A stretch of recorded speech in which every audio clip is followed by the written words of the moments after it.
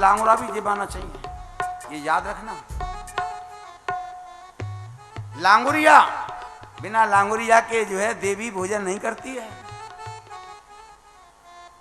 वहां कहा है कन्या लांगुरा पूजा। अब बताइए लांगुरिया कौन है, बताओ। क्योंकि आया है कि दो दो जोगनी के बीच में अकेला लांगुरिया। अब बताइए लांगुरिया कौन है? जो तो भैरव भी है, लेकिन लांगुरिया कौन है जो भगवती के आगे नाचते चलते हैं? बताइए भाई, है? हाँ है, हाँ, लांगुरिया हनुमान जी है। भगवती के आगे स्वयं हनुमान जी नाचते चलते हैं। बोले हनुमान जी महाराज की। यहां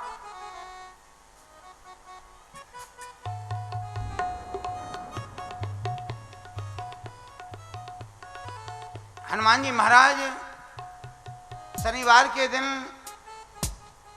प्रसंग चल रहा था शनिदेव का। तो हनुमान जी ने सोची मैं हार कैसे मान लूं। तो शनिदेव से कही है सूर्यपुत्र, आज तो तुम अपनी मर्जी से आए, हम बहुत प्रसन्न हुए तुम पर। हम तुम्हें निमंत्रण देते हैं कि कल हमारे यहाँ पधारें आप भोजन करने। जैसे ही हनुमान जी ने निमंत्रण दिया ना अपने यहाँ भोजन का, शनिदेव ने तुरंत स्वीकार कर लिया। हनुमान जी महाराज बुला रहे हैं। अब शनिदेव अपना बड़ा सुंदर श्रृंगार करके चले हैं कि आज तो हनुमान जी महाराज के यहाँ जा रहे हैं। जब शनिदेव हनुमान जी महाराज के यहाँ आए और बोले पवन पुत्र में आ गया, बताओ कहाँ बैठे? हनुमान जी महाराज बोले ठहर जाओ, आज तो सोच समझ करके नहीं आ तुमको स्थान दूंगा। सोच विचार करके हनुमान जी बोले आइए शनिदेव हमारे तुम मस्तक पे बैठ जाओ। शनिदेव तुरंत हनुमान जी के मस्तक पे बैठ गए। जब हनुमान जी ने उसे बैठा लिया अपने मस्तक पे, उसे जो है बांध लिया हनुमान जी महाराज ने शनिदेव को, और एक विशाल खम्भ उखाड़ा है श्री हनुमान जी महाराज ने, और शनिदेव के जो मस्तक पे रखा। शनिदेव उसके बोझ के मारे चिल्लाने लगे, छोड़ दो पवन पुत्र, छोड़ दो, छोड़ दो पवन पुत्र, मेरे प्राण निकल जाए। हनुमान जी महाराज बोले देखो, अगर तुम हमसे मुक्त होना चाहते हो तो तुम हमको यहाँ वचन दो कि शनिवार के दिन जो भक्त मेरी आराधना करने वाले हों, मेरी पूजा अर्चना करने वाले हों, उन भक्तों को तुम कष्ट नहीं दोगे। शनिदेव बोले तथास्तु, वचन दे दिया। तो हनुमान जी ने शनिदेव को छोड़ दिया। इसलिए अगर दक्षिण मुखी हनुमान जी पर शनिवार के दिन घी का दीपक चासे, अपनी शक्ति के अनुसार सामग्री लगावे, तो शनिदेव शांत रहते हैं। राहु जिस पे खराब आवे, राहु के मंत्र का स्वयं जाप करे या ब्राह्मण से करावे कि अर्धकार्यम महावीर्यम चंद्रादित्यवर्धनम सिंह का गर्भ संभूतम तम राहुम प्रणमाम्यहम्। छोटा मंत्र है ओम रांग राहुवे नमः। बुधवार और शुक्रवार के दिन राम नाम की गोली मच्छियों के लिए डालें तो राहु देवता शांत रहते हैं। केतु जिस पे खराब आवे तो केतु का मंत्र का स्वयं जाप करे या ब्राह्मण से जाप करावे के पलाश पुष्प संकाशम तारिका ग्रह मस्तिकम रौद्रम रौद्रात्मकम घोरम तम केतुम प्रणमाम्यहम्। छोटा मंत्र है ओम केम केतवे नमः। पहले बुधवार के दिन हरी सब्जी गाय के लिए डाले, दूसरे बुधवार को चावल का चून घी में भून करके शक्कर मिलाकर और कीड़ियों के लिए डाल दी। तीसरे बुधवार को एक सूखे गट में नए चाकू से छेद करके घी और शक्कर मिलाकर के उसमें भर दे। कुछ दक्षिणा रखकर नए चाकू को गट के छेद पे गाड़ दे। उसे बांधकर अगर कैथ का पेड़ मिल जाए तो उसके नीचे गाड़ दे, और नहीं तो शनि मंदिर में चढ़ा दे, भिखारी के लिए दे दे।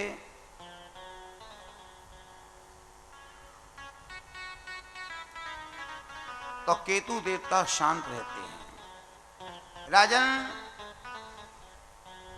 जिस कार्य के लिए दुश्मन नहीं कर सकता है, जब ग्रह खराब आते हैं तो ग्रह उस कार्य के लिए करके दिखा देते हैं। इसलिए ग्रह की शांति अवश्य करनी चाहिए। सुखदेव या परीक्षित से कह रहे हैं कि राजन, जैसे श्रीमद् भागवत में नवग्रह की कथा है, उसी प्रकार श्रीमद् भागवत में 28 जो प्रमुख नरक हैं उनकी कथा है। वैसे तो राजन सैकड़ों हजारों नरक हैं, लेकिन मुख्य रूप से 28 नरक बताए हैं। पहले नरक का नाम है तामिस्थ नाम करके नरक। दूसरा नरक है अंधतामिस्थ नाम करके नरक है। तीसरा रौरव नाम करके नरक है। चौथा महारौरव नाम करके नरक है। पांचवा कुंभी पाक नाम करके नरक है। छठा काल सूत्र नाम करके नरक है। सातवां असपत्रवन नाम करके नरक है। आठवां सूकर मुख नाम करके नरक है। नौवां अंधकूप नाम करके नरक है। 10वां क्रम भोजन नाम करके नरक है। 11वां संदस नाम करके नरक है। और 12वां तत्व सूरबी नाम करके नरक है। और 13वां वज्र कंटक नाम करके नरक है। और 14वां बैतरणी नाम करके नरक है। और 15वां प्योद नाम करके नरक है। 16वां प्राण रोध नाम करके नरक है। और 17वां विशन नाम करके नरक है। 18वां लाला भक्ष नाम करके नरक है। और 19वां सार मेयादन नाम करके नरक है। और 20वां अविचमान नाम करके नरक है। और 21वां अयपान नाम करके नरक है। और 22वां छार करदम नाम करके नरक है। और 23वां रक्षो गण भोजन नाम करके नरक है। 24वां सूल प्रोत नाम करके नरक है। 25वां दंड सूक नाम करके नरक है। और 26वां अवट निरोधन नाम करके नरक है। और 27वां अक्ष पर्यावर्तन नाम करके नरक है। और 28वां सूची मुख नाम करके नरक है। राजन, मनुष्य को अपने कर्मों के अनुसार इन नरकों में बारी बारी से अवश्य जाना पड़ता है। नरक यातनाएं भोगनी पड़ती हैं। राजा परीक्षित सुखदेव जी के मुख से नरकों की बात सुनकर के कांपने लगे हैं और बोले हैं कि अदुनेय महाभागो, अदुनेय महाभागो यतैव नरका नरः नानोग्रह नान नान्यानो तन्मे व्याख्या तुम मय्यसे।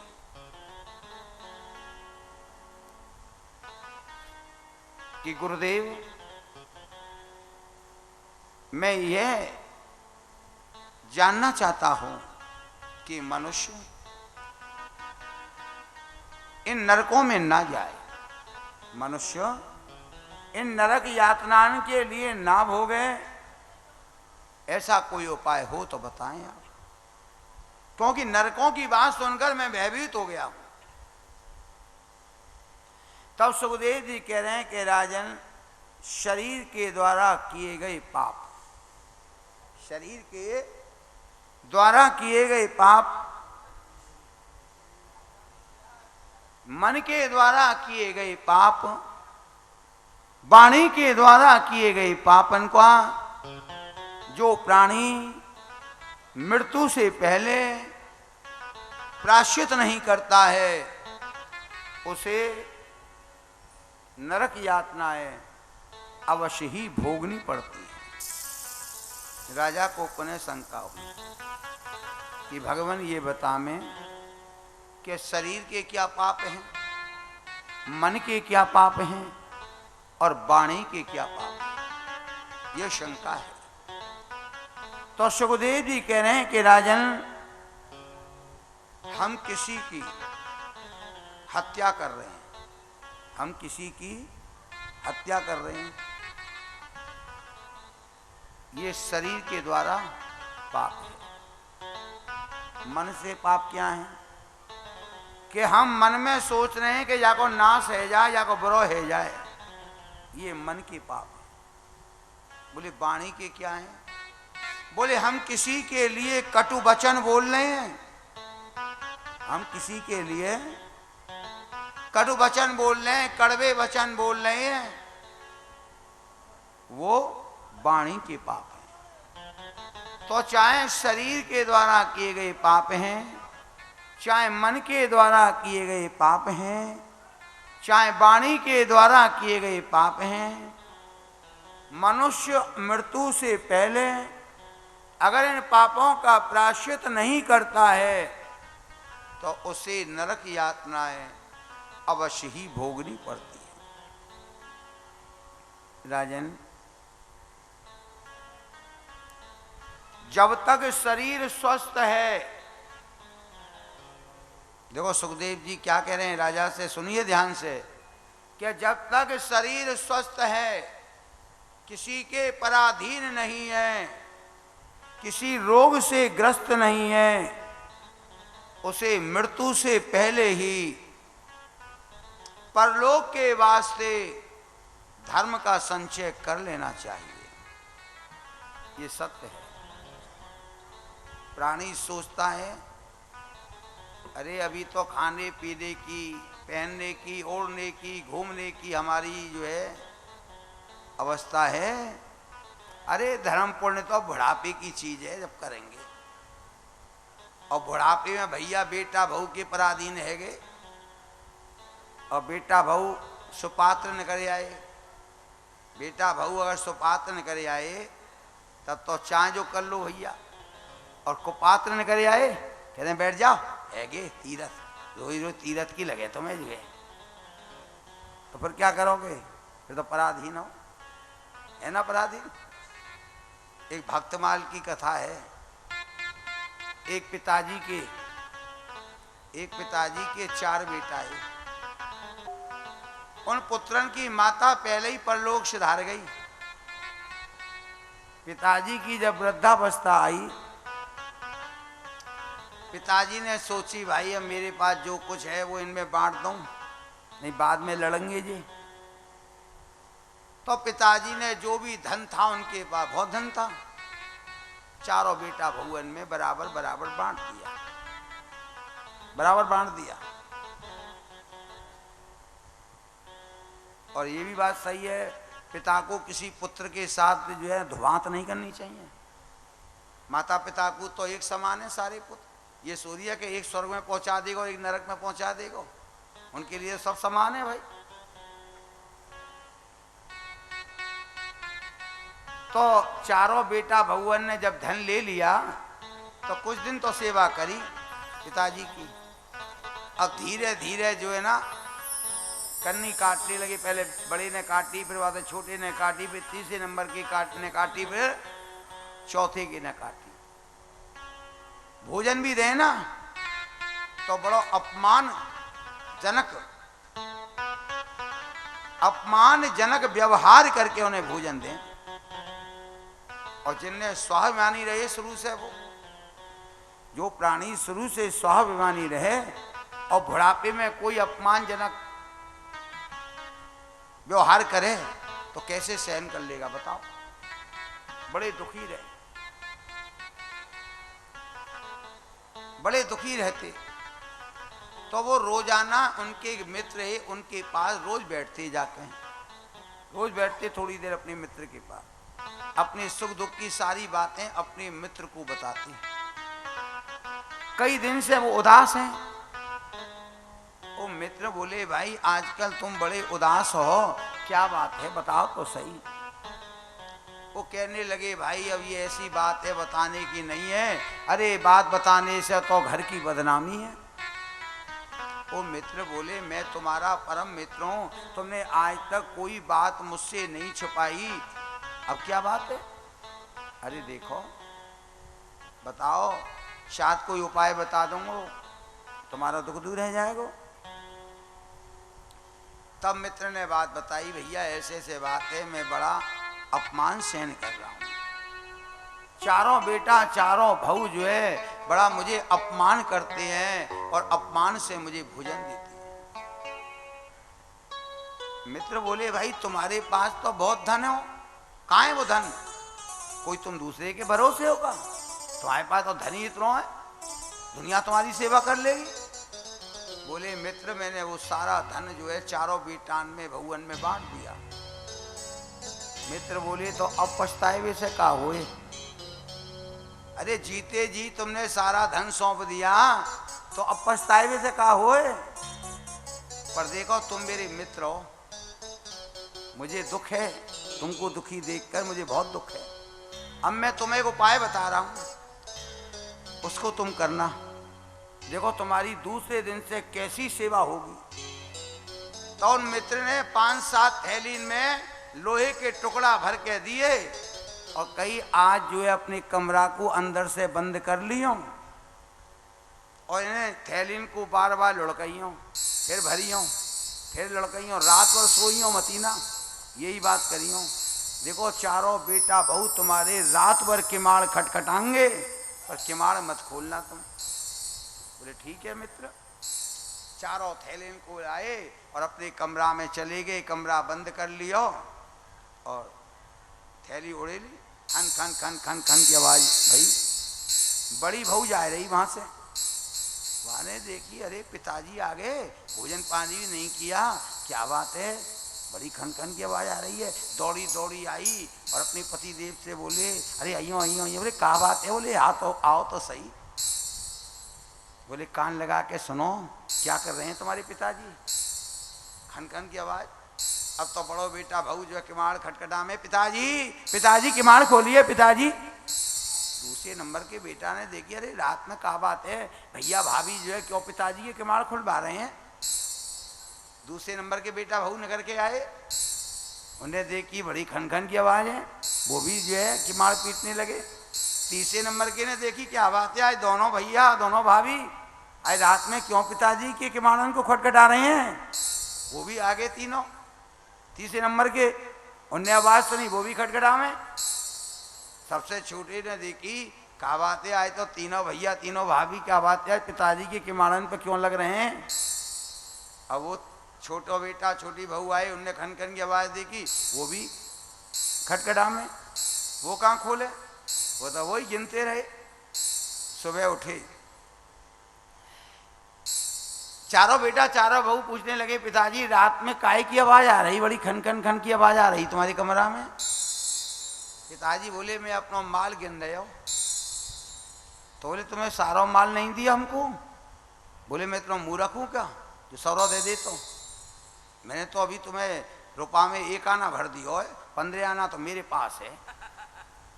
ये सुनते ही बड़ो बेटा बहू के पिताजी आज से मेरे यहाँ रहना तुम, मैं बहुत तुम्हारी सेवा करूँगा। दूसरे नंबर को कहे पिताजी ये क्या सेवा करेगा, ज़्यादा से ज़्यादा सेवा मैं करूँगा, देख लो तुम मेरे पास रह के। तीसरे नंबर को कहे ना ना ना पिताजी ये क्या करेंगे, मैं करूँगा। छोटो वो कहने लगो पिताजी देखो मैं छोटो बेटा हूँ और छोटे बेटा पे ज़्यादा लाड़ होए, अरे मैं करूँगा तुम्हारी खूब सेवा। पिताजी बोले देखो भैया मेरे लिए तो चारों एक बराबर हैं, मैं तो चारों से कराऊंगा सेवा और एक एक महीना देखूंगा करा के सेवा, कौन मेरी ज़्यादा सेवा करेगा। अब तो होड़ लग गई, एक से एक भड़ करके यहाँ सेवा करें, काय के लिए, वह धन के लिए, वह धन के लिए करें। एक दिना पिताजी का शरीर शांत है गया और उनके बक्सा की बक्सा जो था ना उसके ताले ताला लग रहा हो कि ताली ढूंढे, ताली नहीं मिली। दौड़े दौड़े गए मित्र के पास, बोले जी हमारे पिताजी की कोई ताली है तुम्हारे पास। बोले हाँ भैया ताली है, वो रख गए मेरे पास। तो बोले जी वो हमें ताली दे दो। बोले क्यों दे दूं। बोले हमारे पिताजी का शरीर शांत हो गया। मित्र बोले कि पिताजी का शरीर शांत हो गया, पिताजी घर में मरे पड़े हैं और धन लेने की ऐसी लग रही है कि धन ले को तारी ले आगे। देखो तुम्हारे पिताजी कह गए मुझसे कि मेरा शरीर जब शांत हो जाए और मेरे चारों बेटा जो है धूमधाम से मेरा कारज कर दें, सब काम कर दें, तुम जाना मेरी संदूक खोल के और बराबर बंटवारा कर आना। तो जाओ अपने पिताजी का सब काम करो, फिर मैं आऊँगा बंटवारा कर दूंगा। चारों बेटा ने बड़े धूमधाम से अपने पिताजी का कार्य किया। जब सब काम हो गए तो पहुँचे, बोले जी अब तो सब काम हो गया, अब तो चलो बंटवारो। बोले देखो घर का भेद बाहर वाले को कभी ना दे, कभी ना दे बाहर वाले को अपने घर का भेद। ये ताली ले जाओ, चारों भैया बैठ जाइयो, जो निकले ना बराबर बांट लियो। मित्र को तो मालूम है मैं का है, मेरे दिए भाई लोहे के टुकड़ा हैं और का है।